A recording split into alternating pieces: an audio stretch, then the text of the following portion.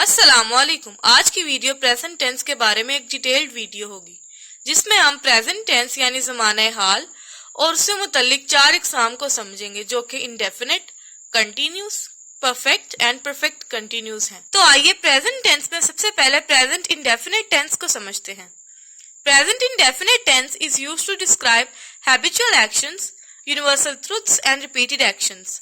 सादा हाल ज़माना ऐसे अमाल को जाहिर करता है यानी ऐसे कामों को जाहिर करता है जो आदतन किए जाते हैं, अमूमी सच्चाइयां या बार बार होने वाले काम। It also expresses general statements, facts and schedule events. ये अमूमी बयानात, हकाइक और तयशुदा वाकयात को भी जाहिर करता है। Helping verbs in present indefinite tense. अब हम देखेंगे कि प्रेजेंट इंडेफिनिट टेंस में कौन से हेल्पिंग वर्ब्स इस्तेमाल होते हैं। इन एफर्मेटिव यानी कि positive sentences helping verbs are not used directly. Helping verbs को डायरेक्टली इस्तेमाल नहीं किया जाता। However in negative and interrogative sentences, मुनफी और सवालिया जुमलों में the helping verb do and does are used. Helping verb do और डज का इस्तेमाल किया जाता है। अब हम देखेंगे कि डू और डज को किन के साथ इस्तेमाल किया जाता है। Do is used with plural subjects और the pronouns I, we, you, they. Do को प्लूरल सब्जेक्ट्स यानी ऐसे काम करने वाले जो एक से ज्यादा हों या फिर प्लूरल माने जाते हों उनके साथ इस्तेमाल किया जाता है। डस को सिंगुलर सब्जेक्ट्स या फिर ही, शी, इट के साथ इस्तेमाल किया जाता है। अब हम देखेंगे कि प्रेजेंट इंडेफिनिट के पॉजिटिव सेंटेंसेस में एस और ईएस का इस्तेमाल किस तरह किया जाता है। वी यूज एस और ES with the base form of the verb. हम एस और ईएस का इस्तेमाल फेल की सादा शक्ल के साथ करते हैं when the subject is singular, जब काम करने वाला वाहिद हो, यानी कि ही, शी, इट और a singular noun. Here are the key rules. यहाँ कुछ अहम रूल्स हैं। Add S to the verb. S को फेल के साथ इस्तेमाल करना होता है when the subject is a third person singular noun और प्रोनाउन, जब काम करने वाला सिंगुलर हो या प्रोनाउन भी हो सकता है। Examples, the cat run fast यानी बिल्ली तेज दौड़ती है। Add ES to the verb यानी वर्ब के साथ ईएस का इस्तेमाल कैसे होगा। जब फेल का end C H, S H, S X, G और ओ से हो रहा हो तो हम उसके साथ ईएस का इस्तेमाल करेंगे। मिसाल के तौर पे ही वॉचेस टीवी एवरी नाइट यानी वो हर रात टीवी देखता है। इसमें वॉच यानी देखना, उसका एंड सी एच से हो रहा था जिसकी वजह से हम इसके साथ ईएस लगा के इसको वॉचेस पढ़ेंगे। थर्ड है verb ending consonants plus Y, यानी ऐसे वर्ब्स जिनका एंड वाई पे हो रहा हो, जैसे कि स्टडी, तो हम वहां पे वाई को हटा के आई का इस्तेमाल करेंगे और फिर उसके साथ ईएस लगा देंगे।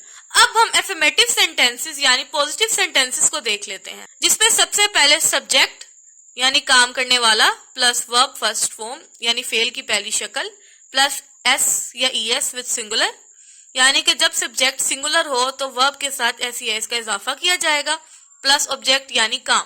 मिसाल के तौर पे ही प्लेस क्रिकेट, इसमें ही सब्जेक्ट है, प्ले वर्ब उसकी फर्स्ट फॉर्म इस्तेमाल होगी।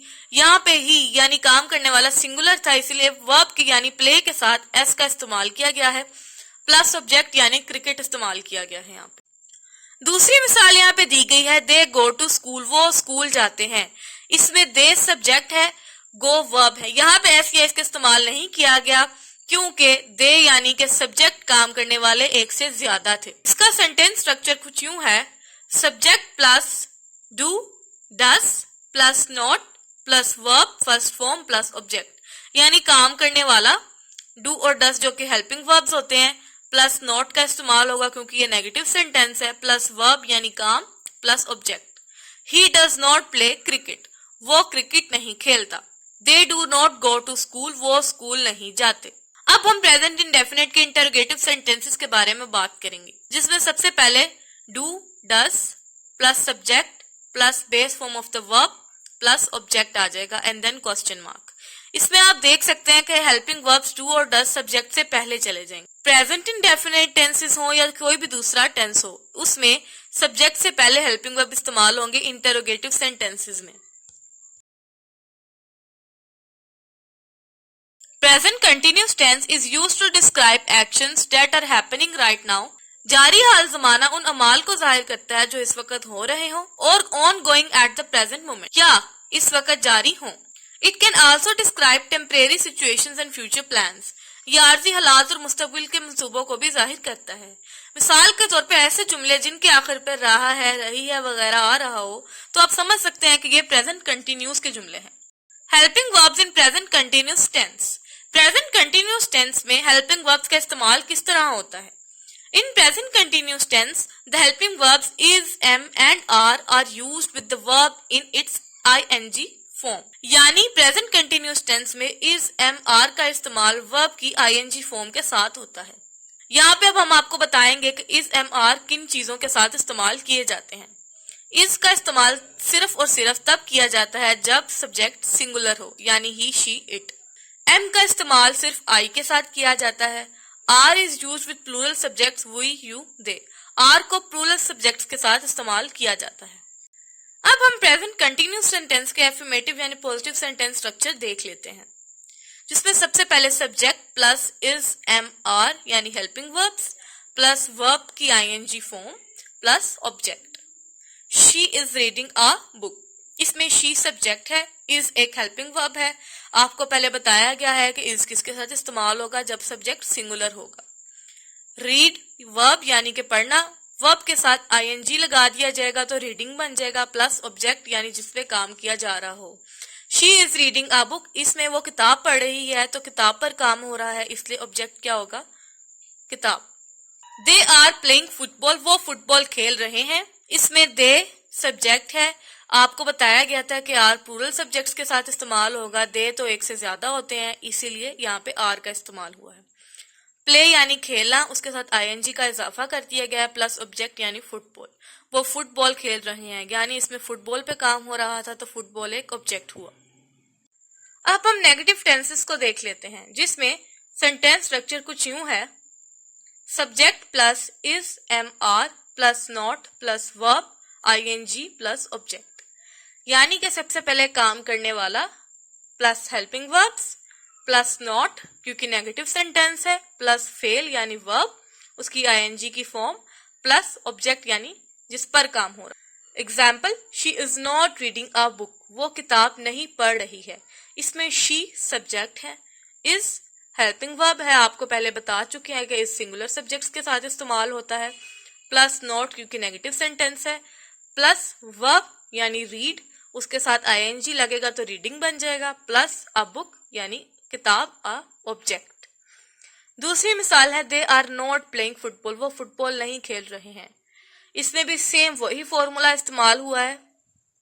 अब हम प्रेजेंट कंटिन्यूस के इंटरोगेटिव पार्ट को देख लेते हैं, जिसका सेंटेंस स्ट्रक्चर कुछ यूं है। Is, am, are plus subject plus verb ing plus object question mark. मैं आपको पहले भी बता चुकी हूं कि जब भी इंटरोगेटिव सेंटेंसेस आएंगे तो हेल्पिंग वर्ब सब्जेक्ट से पहले चले जाएंगे, क्योंकि is, am, are helping verbs हैं तो इसलिए इंटरोगेटिव सेंटेंसेस में ये भी सब्जेक्ट से पहले इस्तेमाल होंगे। मिसाल के तौर पे is she reading a book, क्या वो किताब पढ़ रही है, इसमें शी एक सब्जेक्ट है, उससे पहले इसका इस्तेमाल होगा क्योंकि शी सिंगुलर सब्जेक्ट है। देन वही फॉर्मूला इस्तेमाल हुआ है plus verb ing plus object question mark.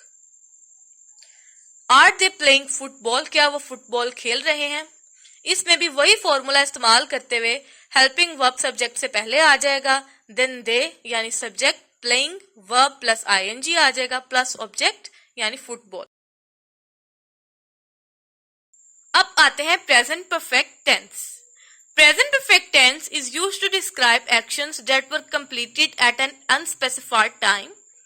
Present perfect tense ऐसे actions को describe करते हैं जो कि unspecified time पे complete हुए हों, in the past but are relevant to the present, जो कि माजी में complete हुए हों लेकिन हाल के साथ relevant हों. It also refers to the actions that began in the past and may continue into the present.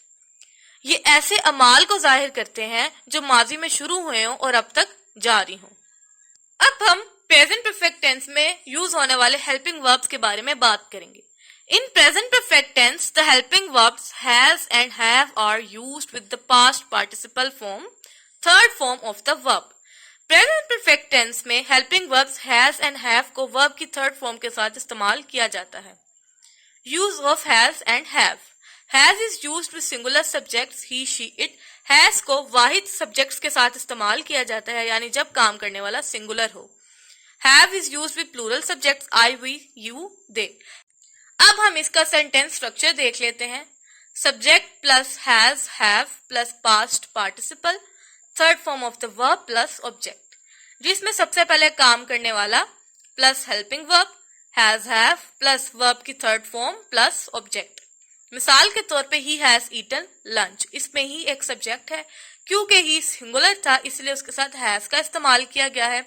Then ईट यानी खाना, यहाँ पे उसकी थर्ड फॉर्म ईटन का इस्तेमाल किया गया है, प्लस ऑब्जेक्ट यानी लंच, यहाँ पे खाने पे काम हो रहा था इसलिए यहाँ पे ऑब्जेक्ट लंच है। They have completed their homework, उन्होंने अपना होमवर्क मुकम्मल कर लिया है, इसमें दे सब्जेक्ट है, क्योंकि काम करने वाला एक से ज्यादा है इसलिए यहाँ पे हैव का इस्तेमाल किया गया है और वर्ब की थर्ड फॉर्म लगाई गई है। Then the object homework. अब हम नेगेटिव टेंसेस के बारे में बात करेंगे। Subject plus has, have plus not plus past participle, third form of the verb plus object. Example, he has not eaten lunch, उसने खाना नहीं खाया है। इसमें सेंटेंस स्ट्रक्चर सेम वैसे ही है, जस्ट नॉट का इजाफा किया गया है। They have not completed their homework, उन्होंने अपना होमवर्क मुकम्मल नहीं किया है। इसमें they subject, have helping verb, not क्योंकि नेगेटिव सेंटेंस है, कंप्लीटेड यानी वर्ब की third form, their homework object लग गया। अब हम प्रेजेंट परफेक्ट के इंटरोगेटिव सेंटेंसेस के बारे में बात करेंगे। Has, have plus subject plus past participle, third form of the verb plus object. यहाँ पे भी इंटरोगेटिव में हेल्पिंग वर्ब सब्जेक्ट से पहले आ गया है। हैज ही ईटन लंच, क्या उसने खाना खा लिया है। Have they completed their homework, क्या उन्होंने अपना होमवर्क मुकम्मल कर लिया है। अब हम प्रेजेंट परफेक्ट कंटिन्यूअस टेंस के बारे में बात करेंगे। Present perfect continuous tense is used to describe actions that begin in the past, have continued up to the present moment and may still be continuing.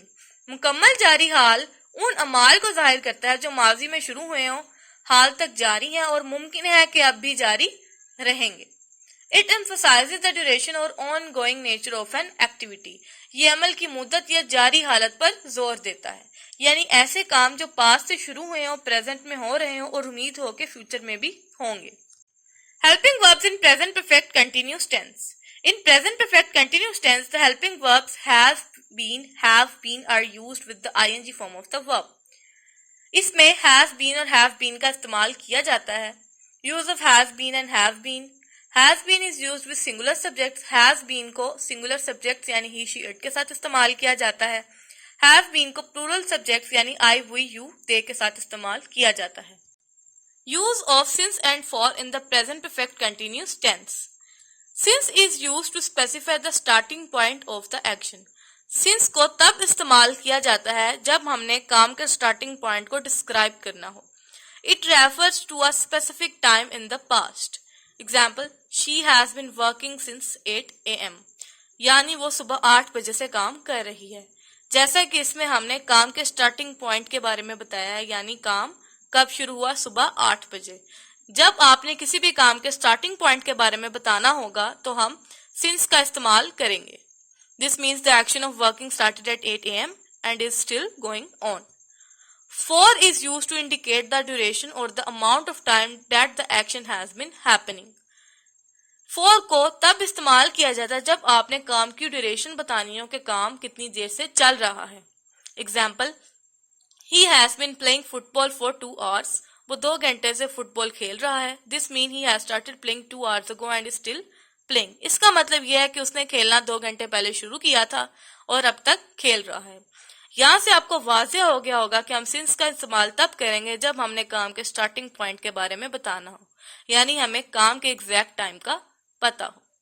और फॉर का इस्तेमाल हम तब करेंगे जब हमने काम की ड्यूरेशन बतानी हो, यानी काम कितनी देर से चल रहा है। अब हम इसके पॉजिटिव सेंटेंसेस के बारे में बात करेंगे। Subject plus has, have been plus verb ing plus object. Example, he has been studying for 3 hours. वो 3 घंटों से मुतालिया कर रहा है। यहाँ आप देख सकते हैं कि यहाँ काम की ड्यूरेशन के बारे में बताया गया है, यानी कि वो इतनी देर से काम कर रहा है, तो इसलिए इसमें हम लफ्ज फॉर का इस्तेमाल करेंगे। ही यानी subject, has been helping verb, studying verb, for 3 hours 3 घंटों से, यहाँ पे बताया गया है कि काम 3 घंटों से हो रहा है, यानी उसकी ड्यूरेशन बताई गई है, तो हमने for का इस्तेमाल किया। I have been learning English since 2020. मैं 2020 से अंग्रेजी सीख रहा हूँ। यहाँ बताया गया कि काम कब शुरू हुआ। काम 2020 में शुरू हुआ, तो हम यहाँ पे since का इस्तेमाल करेंगे। Negative tenses of present perfect continuous. Subject plus has, have, not, been plus verb ing plus object. Example, he has not been studying for 3 hours. वो 3 घंटों से मुतालिया नहीं कर रहा है। यहाँ पे आप देख सकते हैं कि सारा सेंटेंस स्ट्रक्चर वैसा ही है, जस्ट नॉट का इजाफा किया गया है। और आप देख सकते हैं कि नॉट हेल्पिंग वर्ब्स के साथ लगाया जाएगा, यानी हैज और हैव के साथ लगाया जाएगा। They have not been working on their project. वो प्रोजेक्ट पर काम नहीं कर रहे हैं। Interrogative sentences of present perfect continuous.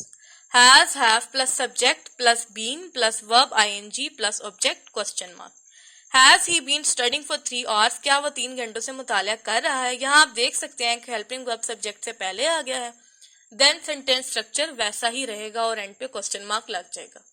Have they been working on their project? क्या वो प्रोजेक्ट पर काम कर रहे हैं। इसमें भी आप देख सकते हैं कि हैव सब्जेक्ट से पहले लग गया और यहाँ पे हैव का इस्तेमाल इसलिए किया गया है क्योंकि सब्जेक्ट एक से ज्यादा है, एंड देन सेंटेंस स्ट्रक्चर वैसा ही। उम्मीद है कि आपको प्रेजेंट टेंस और उनकी टाइप्स की कंप्लीट समझ आ चुकी होगी। पास्ट टेंस की टाइप्स को समझने के लिए इस चैनल को सब्सक्राइब करें।